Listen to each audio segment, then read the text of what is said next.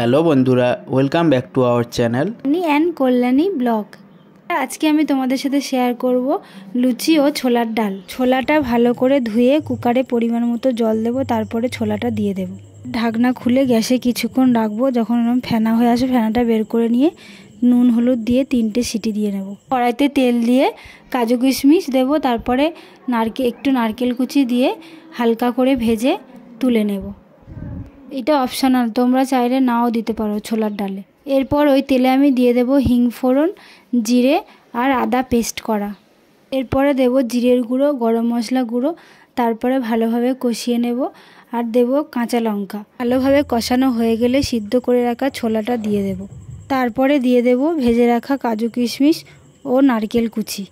লাস্টে ওপর থেকে একটু সামান্য চিনি দিয়ে দেব, কারণ ছোলার ডালটা খেতে একটু মিষ্টি মিষ্টিই লাগে।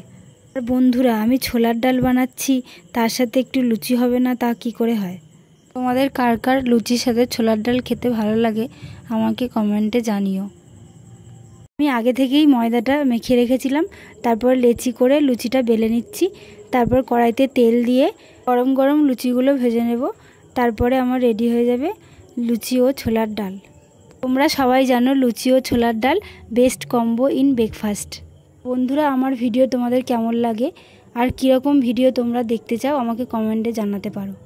ভিডিওটি ভালো লেগে থাকলে ভিডিওটি লাইক করে দিও, আর ইউটিউব থেকে দেখে থাকলে চ্যানেলটি সাবস্ক্রাইব করে দিও, আর ফেসবুক থেকে দেখে থাকলে পেজটি ফলো করে দিও। টাটা বন্ধুরা, দেখা হচ্ছে নেক্সট ভিডিওতে।